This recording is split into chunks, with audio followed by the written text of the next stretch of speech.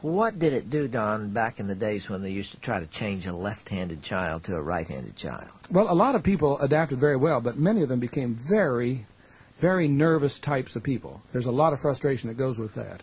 You see that also in the anomalous dominant, these people who are right-handed but left-eyed, for example, or vice versa. Because what it means is your manual dexterity, what you're doing physically with your hands, is wired into one hemisphere, and what you're doing with speech and sight is wired into the other hemisphere. And in a male, these have a hard time communicating with each other. So I typically find that an anomalous dominant male has had extreme difficulty in school. Because schools are really set up for the left brain. They're set up for the logical, linear, a lot of reading, and test performance is almost always in clear language and the reproduction of ideas in language. And these students at the seminary tend to be performing about 1.5 grade points below where they know they are competent. When they have mixed dominance. Yeah, when they have mixed dominance. Yeah. It's just a very troublesome kind of thing. So it's a fascinating thing to see them work through some of the literature on brain dominance, and they at least become aware of what they're coping with, and they stop thinking that they're just bad and slothful people who are slopping their way through life. All right, turn that into practical help for parents. They look at their boys especially. It doesn't have as much significance for girls, right? Evidently not. Girls are just pretty healthy. In fetal development, we know that. We get more live deliveries on girls, and they are just healthy in every way. All right, we know that 9 out of 10 reading problems are boys, 9 out of 10 speech problems are boys. Most language difficulties of all varieties, ability to handle grammar and so on, occur for boys. Where does this theory fit into all that? Okay, what we need to know is that by junior high age, that brain is going to ripen out, and the boy is going to start excelling in things that he likes. It's important to help him like things all the way through those years and not compare him with sisters or with girls, but just to say, you know, you're coming along okay. I think it's a good thing not to start a boy to school until he's at least a year older than his sisters are, starting at the same time. If the school district will allow it, the little boy ought to have another year to develop. Well, I agree with that, Don. And that gets the brain and language development up there so that he at least doesn't start experiencing failure in school, because that failure is more related to physiological development than any other one thing. So it's possible that a left brain dominated boy might have reading problems to the 3rd or 4th grade and yet still turn out to be quite good in school in math and science a little bit later. And even in languages later on, unless he develops such a bad image of himself in relation to the language arts that he perceives himself a failure and so gives up on trying to excel in that. So I would say that's the first point to look at. I should back up to 0 level, however, and start where Diane McGinnis starts. She's very angry up at Stanford because she says there's a conspiracy between mothers and teachers and physicians to prescribe drugs for little boys who are hyperactive in order to keep them quiet in school. And the trouble with this is, she says, by junior high age, these kids will often have the notion that there's something wrong with them and they have to take their pill every morning before they go to school, when she says in most cases, not all, but in most cases, these boys are simply normal, testosterone-loaded, active males, because that's another pattern in male behavior. They're much more active, and so they're likely to be more turbulent in the classroom. So I think that's the point to begin with, that mothers, let's say a single-parent mother, really needs to know that little boys are wired very differently from little girls, and it's inappropriate to expect them to live up to the expectations of what a woman's world might look like.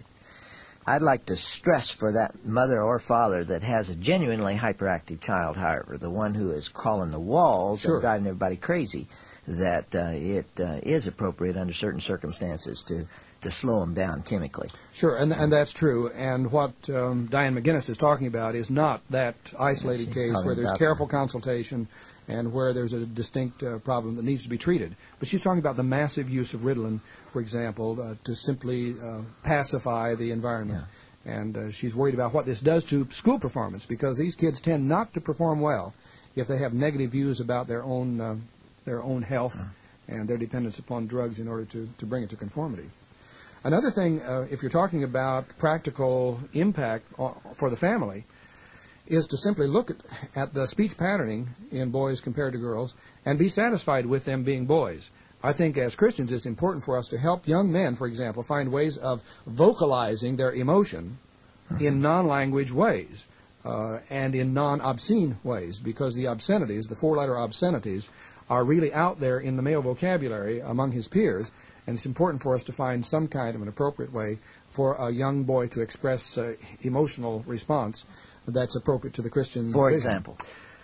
I remember working in a park in Dallas, Texas, and I had a lot of young men with violent language, and it was offending me. And I remember saying to them one night just before I turned out the lights, and I wondered if I might be mobbed and knifed before I got out of the place. And I said, you know, you have been using the name of a very personal friend of mine for the last 3 days I've been working here, and his name is Jesus Christ. And I feel about the same as you would feel if I used the name of your mother in some kind of a derogatory way. I said, I know it's important that you say something. Would you mind saying something like hot dog instead of what you've been saying? And to my utter astonishment, that became the byword. That wasn't a good pattern, but I was at least sensitive to the fact they had to say something. My dad had some, 5-letter words that we used, and I wasn't aware until a little later on that they were euphemisms for 4-letter words. But they were kind of sanctified by our good conservative tradition. And that concludes the material on side 1 of this cassette. If you'll turn the tape over, we'll continue with more.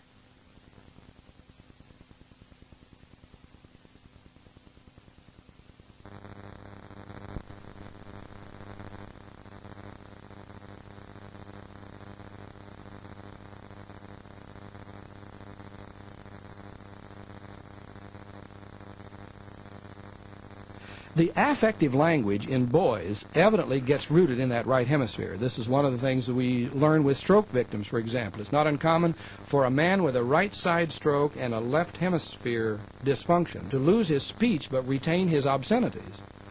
We have witnessed the stroke and finally the death of Dr. J.C. McFeeters, our second president at Asbury Seminary. And from April now until he died in October of 1983, Dr. McFeeters never spoke, except for his affective words. But the obscenities he had learned were, amen, hallelujah. And he could say those. And he could say those. But he could not speak in normal conversation. On the second Sunday in June, at the Wilmore Camp meeting, or the third Sunday, Dr. McFeeters was wheeled to the platform in his wheelchair, and standing along beside him was Grandpa Seamans, David Seamans' father, who is 93. He was 93 years old, J.C. McFeeters, 94.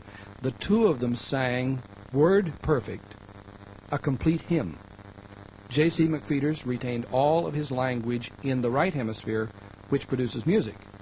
And so today in speech therapy, it's fairly common for a male who has lost left hemisphere speech control for them to work through right hemisphere therapy through music, their favorite music, and they can give them back their sense of identity and appreciation. In some cases, they can help them communicate again? Well, they cannot produce spoken speech, but they can produce the speech that goes into singing.